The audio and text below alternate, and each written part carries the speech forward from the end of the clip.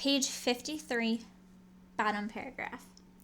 Max tried another red patch on the sedge, rounded a boggy pond, and climbed the heave where the owl lived. There lay an almost dead owlet, its big beak resting on the edge of the stone-lined nest. It lifted its head, laboriously hissed, and collapsed. The owlet was starving, for there was only the bunting, when there should have been dozens of lemmings. It would not live in this time of no lemmings. She picked up the bunting and owlet, regretting that she had found a provider only to lose him again. The male owl would not bring food to an empty nest. Collecting her red markers as she walked home, she kicked open old lemming nests in the hope of finding baby weasels. These small relatives of the mink, with their valuable fur that turns white in winter, enter lemming nests and kill and eat the young. Then they move into the round grassy structures to give birth to their own young. Although Mayax kicked 7 nests, there were no weasels, for there were no lemmings to eat. When in sight of our house, she took a shortcut and came upon a pile of old caribou droppings, fuel for her fire.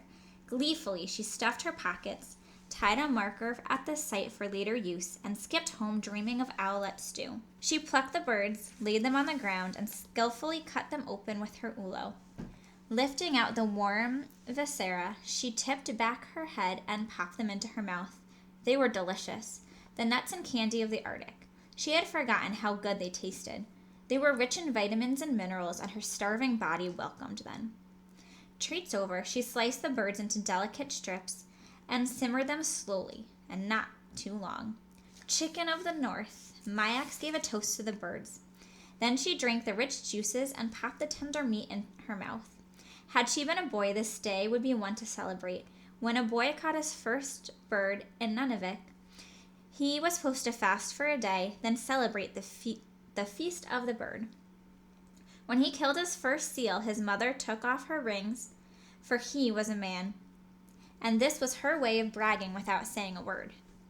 Silly, she said to herself, but nevertheless she sang Kapagu's song of the bird feast. Turnet, turnet, spirit of the bird, fly into my body and bring me the power of the sun.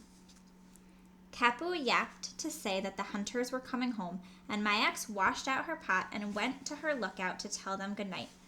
Armorock and Jello were facing each other, ruffs up, ready to fight. Before Jello could attack, Armorock lifted his head and Jello bowed before him. The dispute was over. No blood was shed. The difference had been settled with a pose of leadership.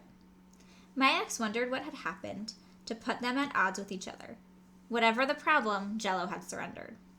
He was on his back, fishing the white fur off his belly that signaled, "I give up," and no one, not even the pups, could strike him. "The white flag of surrender," she muttered. Jello lost. Armorock walked gracefully away. He was not done with what he had to say, however. With a dash, he picked up her mitten and tore it to shreds, then rolled it in many pieces and stood up. Nail, Silver, and the pups sniffed him and wagged their tails in great excitement. Then Armorock narrowed his eyes and glanced her way. With a chill, she realized he was going to attack. She flattened herself like an obedient pup as he glided down the slope and up hers. Her breathing quickened, her heart raced. When Armorock was but 5 feet away and she could see each hair on his long thigh nose, he gave the grunt whine. He was calling her. Cautiously, she crawled toward him. He wagged his tail and led her down the hill, through the sieges, and up the long slope to the wolf den. Patiently adjusting his stride to her clumsy crawl, he brought her home to the pups, perhaps against Jello's will. She would never know. At the den site, he promptly ignored her and went to his bed, a dish-like scoop in the soil on the highest point. Circling 3 or 4 times, scratching the earth to prepare it for sleep, he lay down. Mayax glanced out the corner of her eyes to see Nails preparing his bed also with scratches and turns. Silver was already in her scoop, snapping at the nursing zing. Jello was off by himself. Now it was Mayax's turn to say she was home. Patting the ground, circling first to the left and then to the right, she lay down and pulled her knees up to her chin. She closed her eyes, but not completely. Through her lashes, she peeked at Armorock for reassurance, just as she had seen the other wolves do. The wind played across his back ruff, and his ears twitched from time to time as he listened to the birds and winds in his sleep. All was well with the world, and apparently with her, for Armorak rested in peace. But Mayak could not sleep. The sun reached its apogee and started down the blue sky of early afternoon. The elegant Arctic terns cut swirls in the sky, a spider crept under a stone, and the snow buntings flittered and called. From some distant spot a loon cried. Then the pale green of the evening was upon the land, and Mayax closed her eyes. She awoke with a start a short time later and looked around in puzzlement. The sky vaulted above her. A grass blade tickled her face, and she remembered where she was, up on the frost heave with the wolf pack. Breathing deeply to quell a sense of uneasiness, she finally relaxed, unrolled, and sat up. Kapu was curled against her leg. His feet were flipping, and she yipped as if challenging some wolf badman in his dreams. Softly, she stroked his fur. All is well, she whispered, and his paws stopped moving. He sighed and dreamed on peacefully. She glanced around. All of the wolves were asleep, though they usually went hunting when the sky was lime green. Perhaps they knew something she didn't know. Sniffling and turning her head, she saw nothing different from any other evening. Then in the distance, a thick wall of fog arose. It blotted out the horizon, the far dips and heaves, the grasses, the pond, and finally her own frost heave. The fog streamed up the wolf slope and enveloped the members of the pack one by one until only Kapu was visible. Fogs were part of the Arctic summer, rolling in from the sea for only an hour or for many days, but Mayax had never given them much thought. Now she remembered that the fog rolled over a barrow, airplanes were grounded, ships and boats had to be anchored, and even the 2 jeeps in town sat where they had stopped in the fog. She also remembered that people were prisoners of the fog, too. They could see no hunt. Now, if the wolves did not bring her some meat, she might not eat for days. She could resort to the belly basket again, but Jello was jumpy, and she doubted if she had enough courage to put her hands in the mouths of others. Perhaps Kapu would share his meals with her. Kapu? He sighed and pushed tighter against her. The whiskers that protected his sensitive nose and warned him of objects nearby twitched as her breath touched them. His lips curled up. Whatever he was dreaming about now must be funny, she thought. She hoped so, for her wide-awake dream was hardly amusement. It was desperate. She was looking at Silver stretched not far away from the thin spot of fog. Zing, the incorrigible Zing, was nursing again. Silver growled. The pup rolled to its back, paws outstretched like an upside-down chair. Then Sister moved out of the fog. She snuggled up to her mother, suckled 2 or 3 times, more for comfort than food, and fell back asleep. The brief sucking of the pups had started Silver's milk flowing. Mayax stared at this unexpected source of food. She inched toward on her stomach and elbows until she was close to the mother. Mayax had never drunk the milk of another wild animals, on Nunavik, and each time had found it sweet and good. True, the walrus and musk oxen had been milked by her father, but if he had done it, why couldn't she? Slipping her hands beneath the nipple, she caught several drops, keeping her eyes on Silver to discern her mood. Slowly, Mayax brought the milk to her mouth, lapped, and found it as rich as butter. She reached out again, but as she did so, Silver closed her jaws on Mayax's shoulder and held her immobile. She stifled a scream. Suddenly, Armorak appeared and lifted his head. Silver let go. Mayax rubbed her shoulder and crept back to Kapu. He was awake, peering up at her, his head on his paws. When their eyes met, he flipped one ear humorously, and Mayax sensed he had been through this too. "Guess I'm weaned," she said. He wagged his tail. The fog thickened, and like an eraser on a blackboard, wiped out Armorak and Silver and the tip of Kapu's tail.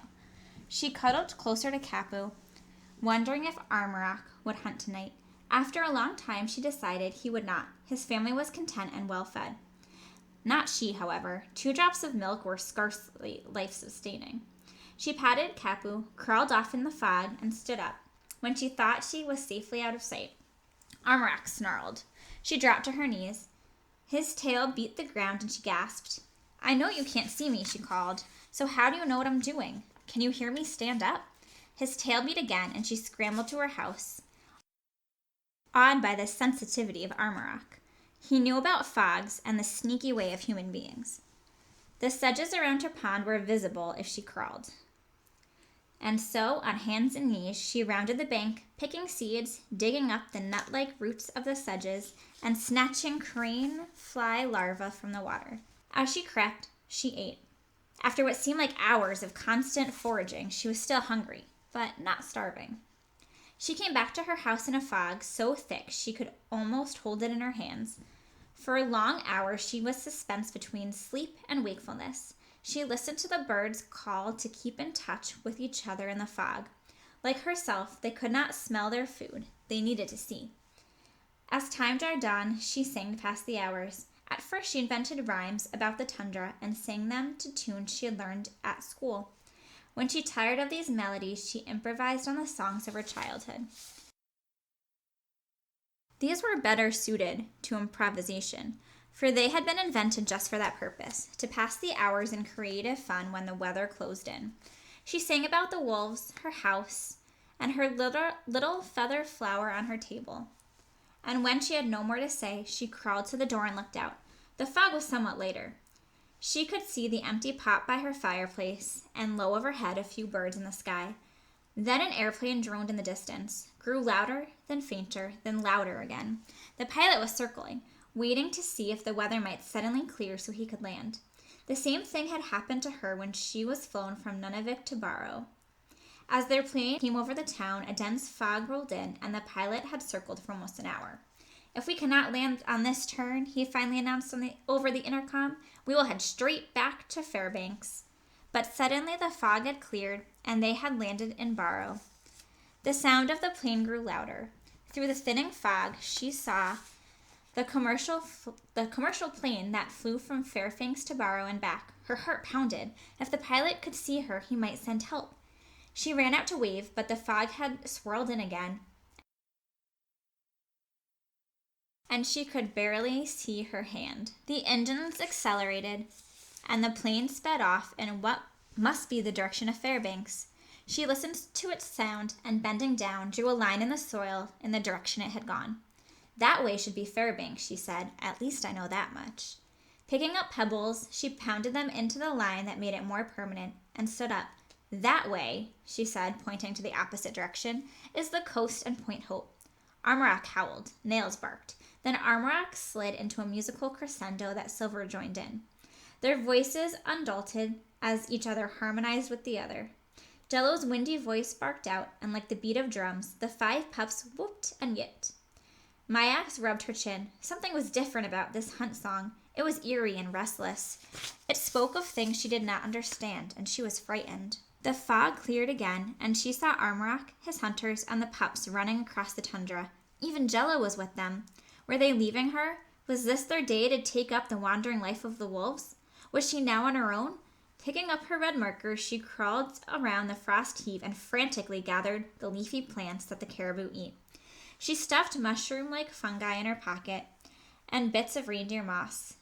She could no longer afford to pass up anything that might be edible. As she worked on her hands and knees, she felt a rhythmical beat, like a rumble of Eskimo drums. Pressing her ear to the ground, she heard the vibration of many feet. A herd of caribou was not far away. The fog thinned more, and Kapu came into view. As alert as an eagle, he was sniffing the wind and wagging his tail as if reading some amusing wolf story. She sniffed too, but for her the pages were blank.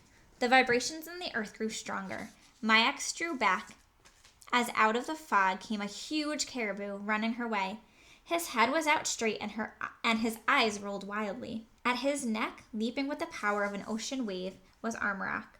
Nails was diving in and out under his legs, and at his flank dashed Silver. Myax held her breath, wondering whether to run or dodge. Then Armorock jumped, floated in the air for an instant, and sank his teeth into the shoulder of the beast. He hung on while Silver attacked from the side. Then he dropped to the ground as the bull bellowed. The fog closed in briefly, and when it thinned, the caribou was poised above Armorock, his clever-like hooves aimed at his head. There was a low grunt, a flash of wolves, and the huge feet cut uselessly into the sod, for Armorock had vaulted into the air again and had sunk his teeth into the animal's back. Snarling, using the weight of his body as a tool, he rode the circling and stumbling beast. Silver leaped in front of the bull, trying to trip him or slow him down. Nails had a grip on one hind leg. The caribou bucked, writhed, and dropped to his knees. The antlers pierced the ground. He bellowed and fell.